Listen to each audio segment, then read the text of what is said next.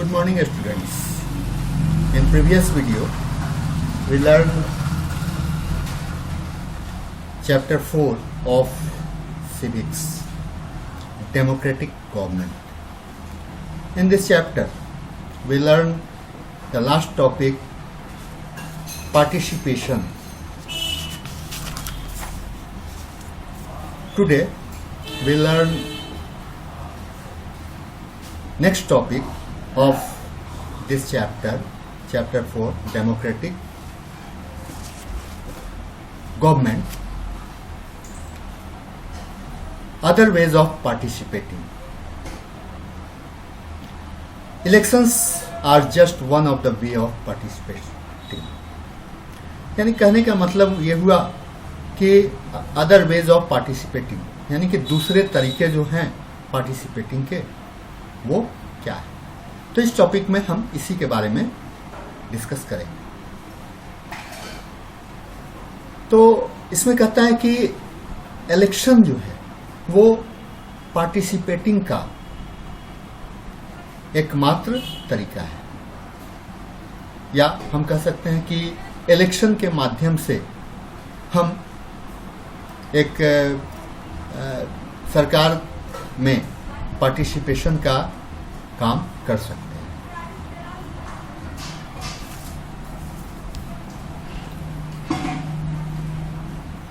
People government में participation द्वारा रुचि लेने के साथ साथ गवर्नमेंट की आलोचना में भी पार्टिसिपेट करते हैं। ये गवर्नमेंट जो वर्क कर रही है उसमें अगर गवर्नमेंट अच्छी ढंग से वर्क कर रही है तो लोग उसको उस काम में रुचि लेते हैं, और अगर गवर्नमेंट कुछ उनके अनुसार काम नहीं कर रही है या कुछ गलत ढंग का काम हो रहा है, उनकी रुचि के अनुसार काम नहीं हो रहा है, तो इसमें जनता के द्वारा सरकार की आलोचना भी होती है, या जनता इसमें सरकार की आलोचना में भी पार्टिसिपेशन करती है। जैसे हम देखें कि पेट्रोल की कीमतों में बढ़ोतरी हुई, तो इसको लेकर के लोगों के द्वारा गवर्नमेंट की आलोचना की है। फ्यूल प्राइसेस के इंक्रीज होने से टेलीविजन पर भी हॉट डिबेट्स हो रहे थे। हम टीवी पे न्यूज चैनल्स पे देखते थे तो वहां भी हमें ज्यादा से ज्यादा हॉट डिबेट्स सुनने को मिलते थे। कुछ ने गवर्नमेंट के पॉलिसीज के फेवर में कहा, तो कुछ इनकी जो भी कमियां थी, जो भी डिमेरिट्स थे, उनको ये लोग उजागर कर रहे थे, उसको दिखाने की कोशिश कर रहे थे। इसी में कुछ ने विरोध मार्च किया, बंद का आह्वान किया, और ये सब करके सरकार के जो भी कदम थे उसको अस्वीकार करने की कोशिश की गई। अंत में गवर्नमेंट को पीपल के डिमांड्स को मानना पड़ा, और इस तरह से हम गवर्नमेंट के काम में अपना पार्टिसिपेशन दे सकते हैं, पार्टिसिपेट कर सकते हैं या करते हैं। नेक्स्ट टॉपिक है पब्लिक ओपिनियन, यानी कि जनता की राय। तो जैसा कि हम अभी ऊपर के जो टॉपिक्स इसके पहले हमने पढ़े उसमें हम लोग देख चुके हैं कि पब्लिक ओपिनियन को एक्सप्रेस करने के कई तरीके हैं, और ये तरीके डेमोक्रेसी के लिए इम्पोर्टेंट होते हैं, बहुत ही महत्वपूर्ण है। पहले हम यह समझते हैं कि पब्लिक ओपिनियन क्या होता है। What is the public opinion? तो हम पब्लिक ओपिनियन को डिफाइन कर सकते हैं कि public opinion is the aggregate of individual views and believes prevalent among the adult residents. मतलब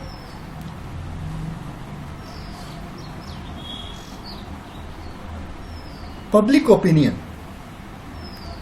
व्यक्तिगत विचारों यानी कि पर्सनल जो ओपिनियंस होते हैं और जो एक बिलीव होता है उसका एक ऐसा ग्रुप है जो एडल्ट्स के बीच प्रचलित होते हैं। वो एडल्ट्स जो रेजिडेंट्स होते हैं उस जगह के, हम जो नागरिक हैं, वो एडल्ट्स जो रेजिडेंट्स होते हैं वो। पब्लिक ओपिनियन का सोसाइटी में एक बहुत ही इम्पोर्टेंट रोल होता है और ये जो पब्लिक ओपिनियन है इसको एक्सप्रेस करने के कई तरीके हैं, जैसे धरना, rallies, strikes, signature campaign etcetera का यूज करके और पब्लिक ओपिनियंस को शो किया जा सकता है। पॉलिटिकल तथा सोशल वेलफेयर के लिए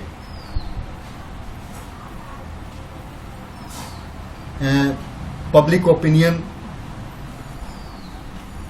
में मीडिया का भी एक बहुत ही इम्पोर्टेंट रोल होता है और जिसमें सोशल वेलफेयर के लिए newspapers, periodicals, magazines, pamphlets, booklets, radio, television और सिनेमा एक इफेक्टिव रोल प्ले करते हैं या इसके माध्यम से मीडिया अपना जो रोल है वो इफेक्टिव बना देते हैं। दूसरी ओर देखें तो educational institutions like schools, colleges, ये जो यंग सिटीजन्स होते हैं वो दूसरे को जागरूक बना करके दूसरे को जागरूक बनाते हैं और उससे यंग सिटीजन्स में जागरूकता पैदा करते हैं। कॉलेज के स्टूडेंट्स पॉलिटिकल तथा सोशल इशू पर स्ट्रीट प्लेज परफॉर्म करते हैं, नुक्कड़ नाटक का आयोजन करते हैं और इस तरह के नाटक का आयोजन करके वो समाज के थिंकिंग को बदलने का काम करते हैं। नेक्स्ट टॉपिक में हम देखें नीड टू रिसॉल्व कॉन्फ्लिक्ट, यानी कि कॉन्फ्लिक्ट यानी कि विरोध या फिर संघर्ष जो होते हैं उसको रिसॉल्व करने की आवश्यकता। तो जब विरोध असहमति को प्रभावित करता है, इफेक्ट करता है, तो वह एक पर्सन या एक ग्रुप के लिए डेंजर हो जाता है।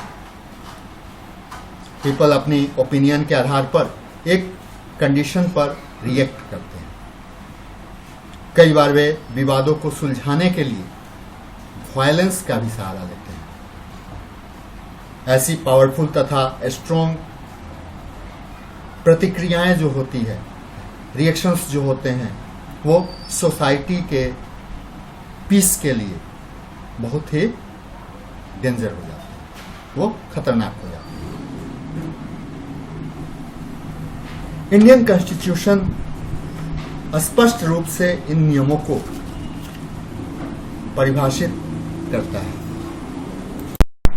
जिसे मतभेद की स्थिति में सेंटर या स्टेट के द्वारा पालन किया जाता है। कानूनी प्रक्रियाओं के अलावा कुछ अल्टरनेटिव्स भी हैं, जैसे बातचीत करके,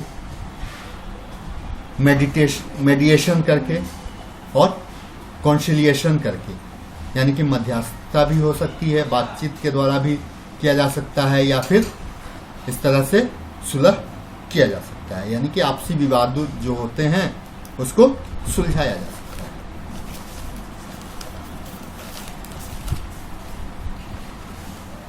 संघर्ष और जो विवाद जो होते हैं उनको हल करने में हम जरा सरकार की भूमिका देखें कि सरकार इसमें क्या कर सकती है, हमारी गवर्नमेंट इसमें क्या कर सकती है। तो हम देखेंगे कि कावेरी नदी जो साउथ इंडिया की एक बहुत ही महत्वपूर्ण नदी है, जब तमिलनाडु और कर्नाटक के बीच पानी के डिवीजन को लेकर के और कुछ डिस्प्यूट्स हुए थे, कुछ झगड़ा हुआ था इन दोनों के बीच में, तो यह एक विवाद का केंद्र बन गया था।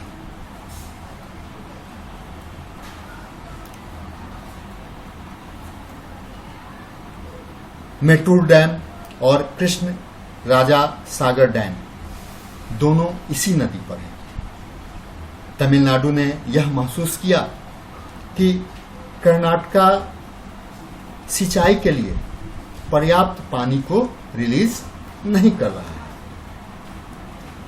जबकि वहां वर्षा अपर्याप्त हो रही है, मतलब वर्षा पूरी तरह से नहीं हो पा रही है और उन्हें अपने सिंचाई के लिए पानी की जरूरत है। और तब इस स्थिति में कर्नाटक जो है वो तमिलनाडु को पूरा पानी नहीं दे रहा है। दोनों स्टेट्स इस इशू पर आपस में कोई बातचीत करने को तैयार नहीं थे, वो बातचीत नहीं कर पा रहे थे। तो अंत में सरकार ने इसमें इन दोनों के बीच में एक मध्यस्थता की और इस कावेरी वाटर डिस्प्यूट ट्रिब्यूनल, एक कावेरी वाटर डिस्प्यूट ट्रिब्यूनल की स्थापना की और दोनों स्टेट्स के बीच जो वाटर डिस्ट्रीब्यूशन का मामला था उसको सुलझा, जिससे कि दोनों स्टेट्स को वाटर की उचित सप्लाई होने लगी और दोनों ही स्टेट के बीच का जो मामला था, जो विवाद था, वो सुलझ गया। तो कभी कभी रिलीजियस सेलिब्रेशन भी वायलेंस का रूप ले लेती है और टेंशन के कारण बन जाते हैं। ऐसे सिचुएशन में गवर्नमेंट को रिलेटेड कम्युनिटी के रिप्रेजेंटेटिव्स के साथ मिलकर एक साथ दोनों को बैठाकर और किसी भी स्टेट में अगर इस तरह का कोई मामला होता है तो जो भी रिलीजियस रिप्रेजेंटेटिव्स होते हैं, कम्युनिटी के रिप्रेजेंटेटिव्स होते हैं, उनको एक साथ बैठा करके और पीस और हार्मोनी को मेंटेन करने के लिए एक बातचीत करनी चाहिए या इसमें गवर्नमेंट को पहल करना चाहिए,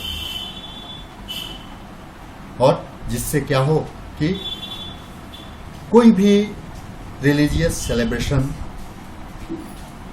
बिल्कुल पीस और हार्मोनी यानी कि शांति और सद्भाव के साथ मनाया जा सकता है। Okay, thank you.